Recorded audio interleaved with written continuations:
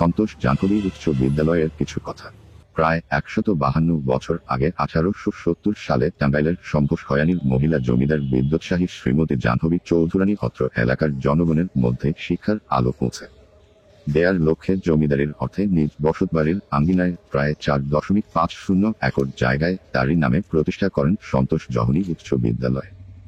এটি বৃহত্তর ময়মনসিংহ জেলার দ্বিতীয় এবং টাঙ্গাইল জেলার সর্বপ্রাচীন উচ্চ বিদ্যালয়।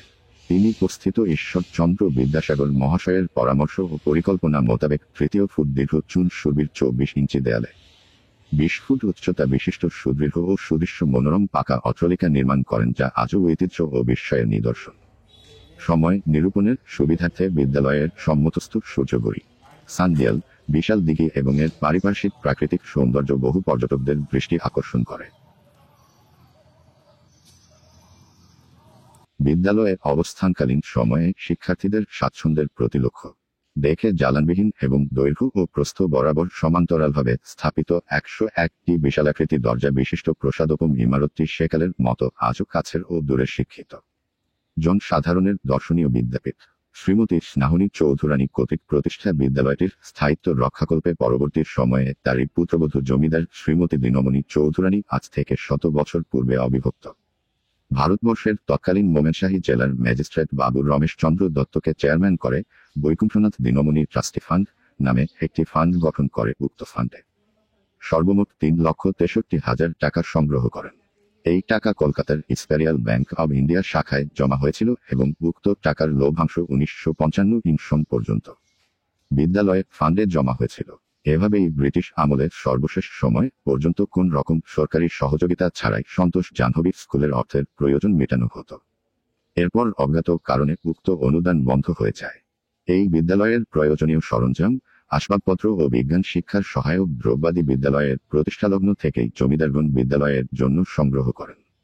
এই বিদ্যালয়ের পাঠাগারে জ্ঞানবিজ্ঞানের বহু পুস্তকাদি রয়েছে, যার মধ্যে 36 খণ্ডের বিশ্বকোষ এনসাইক্লোপিডিয়া ব্রিটানিকা উল্লেখযোগ্য। পাক ভারত উপমহাদেশে অনেক প্রতিভাবান ব্যক্তি রয়েছেন, যাদের নাম এখানে উল্লেখ করা গেল না, যারা এই বিদ্যাপীঠের ছাত্র হিসেবে নিজেদের প্রতিষ্ঠা করেছেন এবং এই ঐতিহ্যবাহী শিক্ষা প্রতিষ্ঠানের সুনাম উপমহাদেশের সর্বত্র ছড়িয়ে দিয়েছে। পরিত ঈশ্বরচন্দ্র বীণামাগার, সাহিত্য সম্রাট বৃষ্টিমচন্দ্র চট্টোপাধ্যায়, আচার্য প্রফুল্ল চন্দ্র বাঘ, রমেশচন্দ্র দত্ত, মীর মশারফ হোসেন কবি ভায়কবাদ, শেরে বাংলায় হে ফজলুল হক, নলিনী মোহন সেনগুপ্ত প্রমুখ নিজন এই ঐতিহ্যবাহী প্রতিষ্ঠানটি পরিদর্শন করে সন্তোষ প্রকাশ করেছেন। সুবিখ্যাত ও বহুল পরিচিত এত ঠাকুরমার ঝুলি লেখক দক্ষিণারঞ্জন মিত্র মজুমদার এই বিদ্যালয়েরই মাত্র ছিলেন। এরপর 1916 খ্রিস্টাব্দে বাবু ললিত কুমার নিয়োগ প্রধান শিক্ষকের দায়িত্ব গ্রহণ করেন এবং তার সময়ে 1896 সনের পুনরাবৃত্তি ঘটে। 1926 খ্রিস্টাব্দে দেবেন্দ্রনাথ ঘোষেকি বিশ্ববিদ্যালয়ের অধীনে সেই 5টি প্রদেশ এলাকার ম্যাট্রিকুলেশন পরীক্ষায় প্রথম বিভাগে প্রথম স্থান লাভ করেন। তিনি পশ্চিম বাংলা শিক্ষা বিভাগের ডাইরেক্টর হিসাবে দায়িত্ব পালন করেন এবং কলিকারায় তারই নামে দেবেন্দ্র কলোনি এখনও তার স্মৃতি বহন করেছে। 1948 খ্রিস্টাব্দে তার অবসর গ্রহণের পর 1957 খ্রিস্টাব্দে আবার একজন সুযোগ্য প্রধান শিক্ষক, যিনি এই বিদ্যালয়েরই একজন প্রাক্তন ছাত্র মোহাম্মদ মাইনুদ্দিন বি.টি বিদ্যালয়ের কর্ণধার হন।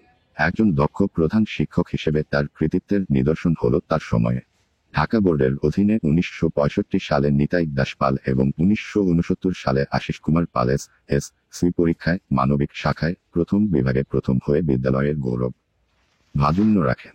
নিতাই দাস পাল বর্তমানে কলকাতায় এম.বি.বি.এস ডাক্তার হিসেবে প্রতিষ্ঠা ও আশিস কুমার পাল হাজাতন্ত্রী বাংলাদেশ সরকারের সচিবালয়ের সচিব হিসাবে দায়িত্ব পালন করেছেন।